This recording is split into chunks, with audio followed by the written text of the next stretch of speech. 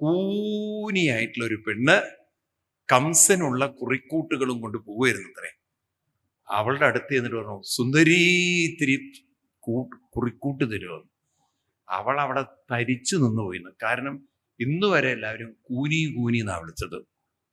ആ 3 വളവുള്ള ഒരുത്തി ആരും എന്ത് വിളിക്കില്ല. 3 വളവുള്ള ഒരു പെണ്ണിനെ നോക്കിയിട്ട് സുന്ദരി എന്ന് വിളിക്കുവോ ആരെങ്കിലും? പൊതുവേ വിളിക്കുവോ? വിളിക്കില്ല.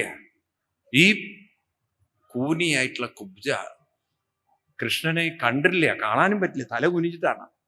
സുന്ദര, നിനക്കല്ലാതെ പിന്നെ ഞാൻ ആർക്കാ കുറിക്കൂട്ട് തരികയെന്ന്. അങ്ങനെ കൃഷ്ണന് ആ കുറിക്കൂട്ടൊക്കെ കാണിച്ചു കൊടുത്തു. കൃഷ്ണൻ ആൾക്കെട്ട് തൊട്ടു.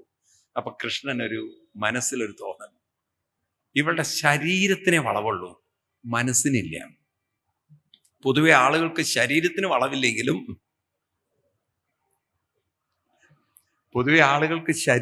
വളവില്ലെങ്കിലും മനസ്സ് വല്ലാതെ വളഞ്ഞിട്ടുണ്ട് സ്വാർത്ഥത കൊണ്ടേ. അപ്പൊ ഇവളുടെ മനസ്സിന് വളവില്ല, ഇവളുടെ ശരീരത്തിനേ ഉള്ളൂ. അതുകൊണ്ട് ഇവളെ ഒന്ന് സുന്ദരിയാക്കാം എന്നങ്ങോട്ട് തീരുമാനിച്ച് അവളുടെ കാല് രണ്ടും തൻ്റെ കാലുകൊണ്ട് ചവിട്ടി നിർത്തി ഈ താടിയൊക്കെ പിടിച്ചൊരൊറ്റ വലിയാണ്. എനിക്ക് തോന്നുന്നു ആദ്യത്തെ പഞ്ചകർമ്മ ചികിത്സ ചെയ്തത് ആരായിരിക്കണം? കൃഷ്ണനായിരിക്കണം.